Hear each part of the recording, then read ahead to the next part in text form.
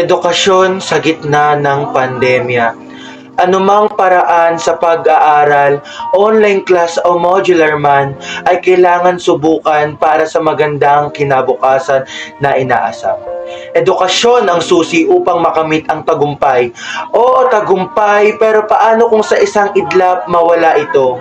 Maraming takot, maraming patakaran, maraming hadlang, maraming ayaw nang pumasok sa paaralan, pero paano na ang pinapangarap mong dapat mo nang masimulan?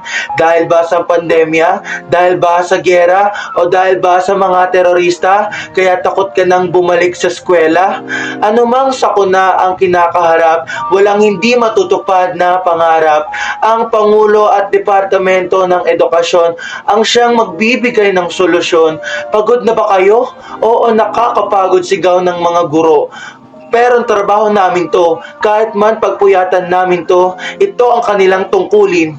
Online man o modular man, pilit naming isisigaw sa mundo. Walang makakapigil sa edukasyon, nais mata mo, hindi pa man masimulan, mga bagong paraan ng bagong normal pagdating sa eskwelahan, marami ng reklamo ang kinakaharap ng bayan.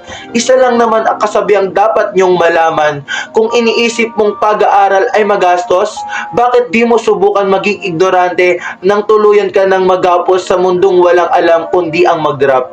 Online class na naman, oo nga, online na naman, pabor lang naman yan sa may connection, pera lang naman wala sa atin noon, mga batay malululong naman sa teknolohiya, di dapat pinagtutoonan ng atensyon. Paano na yung mga walang cellphone, modular? Naku, nakakabobo. Paano ba yan? Panay lang sagot ko. Di ko alam ano ba kahulugan ng binabasa ko, tapos may kito lang naman pala sa likod nito.